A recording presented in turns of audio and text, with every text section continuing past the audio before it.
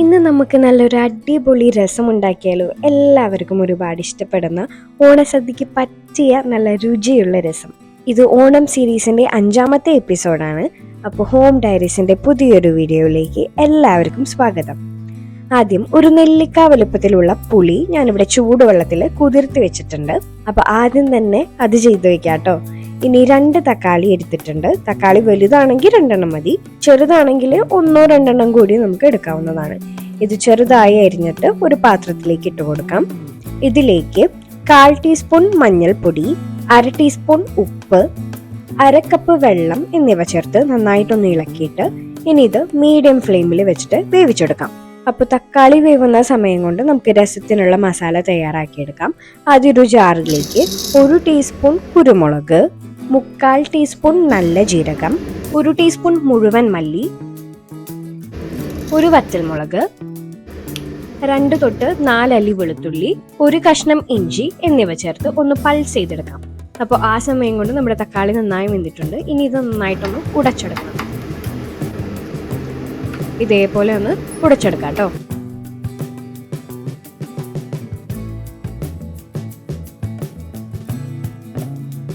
ഇനി ഇതിലേക്ക് 1/2 കപ്പ് പുളിവെള്ളം പിഴിഞ്ഞെടുത്തതും നേരത്തെ ചതച്ചു വെച്ചിട്ടുള്ള മസാലയും കൂടെ ചേർത്ത് കൊടുക്കാം. ഇനി 2 ടേബിൾ സ്പൂൺ വേവിച്ച പരിപ്പ്, 2 പച്ചമുളക് അരിഞ്ഞെടുത്തത്, 2 തൊട്ട് 3 അല്ലി വെളുത്തുള്ളി ചതച്ചത്, 3 കപ്പ് വെള്ളം എന്നിവ ചേർക്കാം. 1/2 ടീസ്പൂൺ ഉപ്പ് കൂടി ചേർത്ത് മീഡിയം ഫ്ലെയിമിൽ വെച്ചിട്ട് മൂടി വെച്ചിട്ടൊന്ന് തിളപ്പിച്ചെടുക്കാം കേട്ടോ.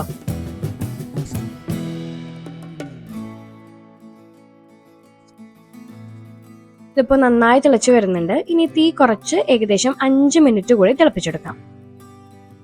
ഇനി കുറച്ച് കായംപൊടിയും 1 ടീസ്പൂൺ ശർക്കരപ്പൊടിയും ചേർത്ത് കൊടുക്കുന്നുണ്ട്. ശർക്കര എന്തിനാ ചേർക്കണേന്ന് വെച്ചാൽ നമ്മുടെ പുളിയുടെ ടേസ്റ്റ് ഒന്ന് ബാലൻസ് ചെയ്യാനാണ് കേട്ടോ. ഇനി ഇതൊന്ന് നന്നായിട്ട് ഇളക്കാം. അടുത്തതായി നമുക്ക് കടുക് താളിക്കാം.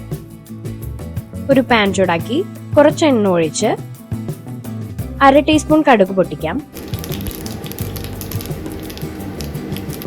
തീ കുറച്ച ശേഷം 1/4 ടീസ്പൂൺ നല്ല ജീരകം, 1 വറ്റൽമുളക്, കുറച്ച് കറിവേപ്പില എന്നിവ ചേർത്ത് താളിച്ച് രസത്തിലേക്ക് ഒഴിച്ചുകൊടുക്കാം.